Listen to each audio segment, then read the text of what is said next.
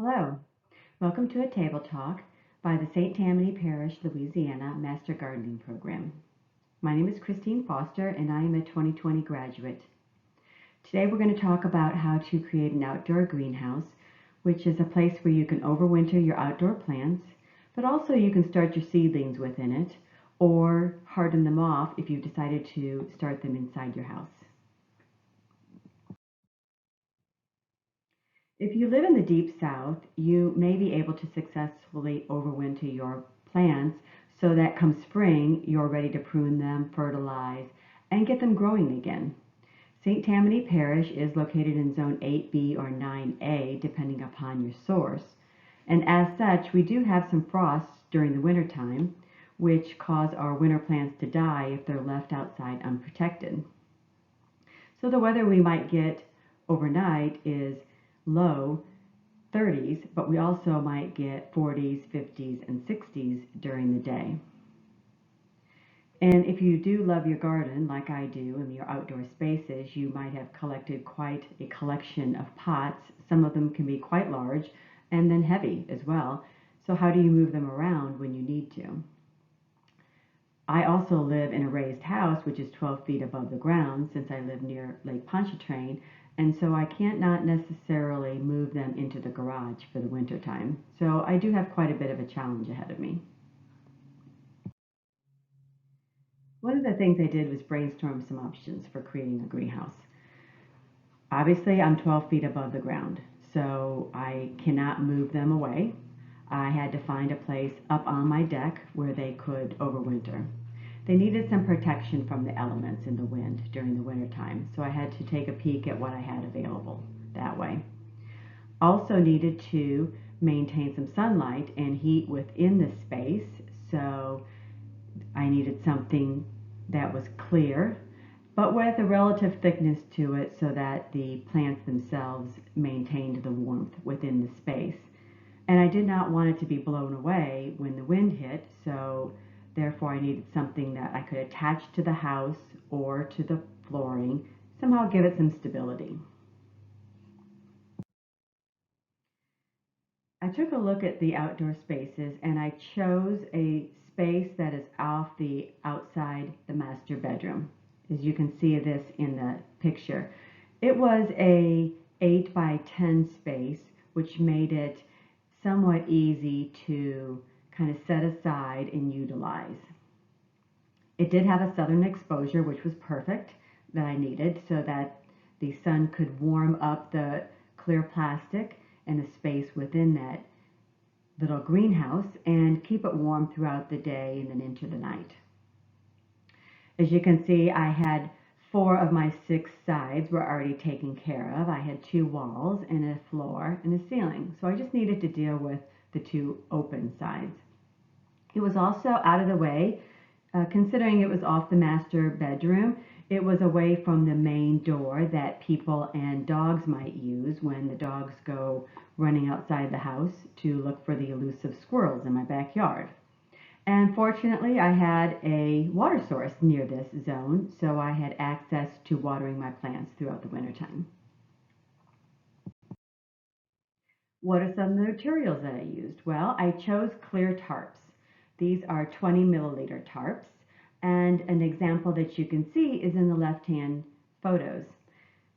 The tarps themselves have edging on them and grommets, so they're very sturdy along the sides. They're clear or translucent, and they were 20 milliliters in thickness. Also, I needed to get some eye screws, and then the third item that I purchased was the bungee cords. These are 6-inch bungee cords, and I got the tarps and the bungee cords from a company called mytarp.com. Make sure when you buy your tarps, though, that you're giving yourself a little bit of overlap, because the wind can blow through if the edges butted up against one another, and then as they buffeted with the wind, you might get cool air coming in. So the overlapping, maybe by 1 or 2 grommets, gives you a little bit of help there in protecting that space. So the first one we did was add the eye screws to the arty board. As you can see, I have them placed in the proper distances based upon the width between the grommets themselves. And I have them going along the top of the ceiling and then also down the side to kind of tie the sides and the edges of the tarp to the walls. And again, purpose is to keep the heat inside. In this photo, you see my husband, he's attaching the plastic tarps to the grommets, utilizing the bungee cords themselves. And then finally, you see this picture where all my winter plants are stored for the winter time. And you can see the overlap between the tarps themselves. Now, come January and February, you're going to be wanting to start your seedlings for your vegetable gardens.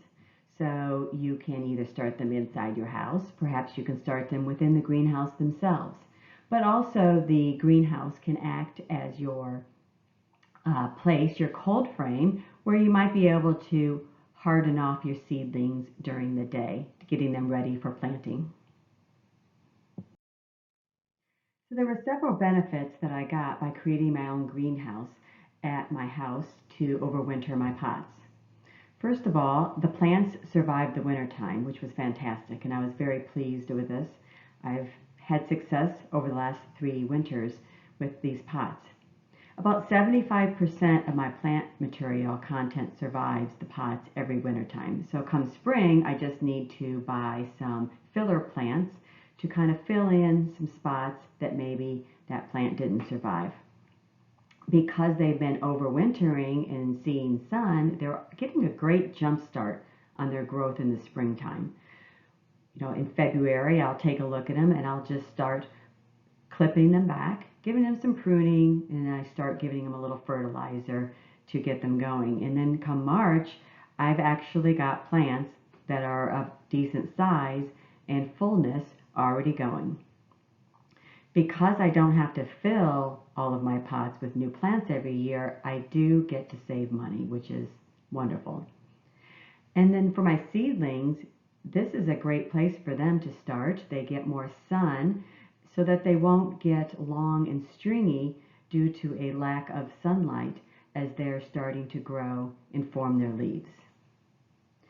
So I hope you've enjoyed this presentation and that you've gotten some information from it that perhaps you can utilize out in your house, whether you have pots on a deck or even pots just on a back patio with no place to put them in the wintertime. Perhaps now you've been able to gather a few ideas that maybe you could implement at your house.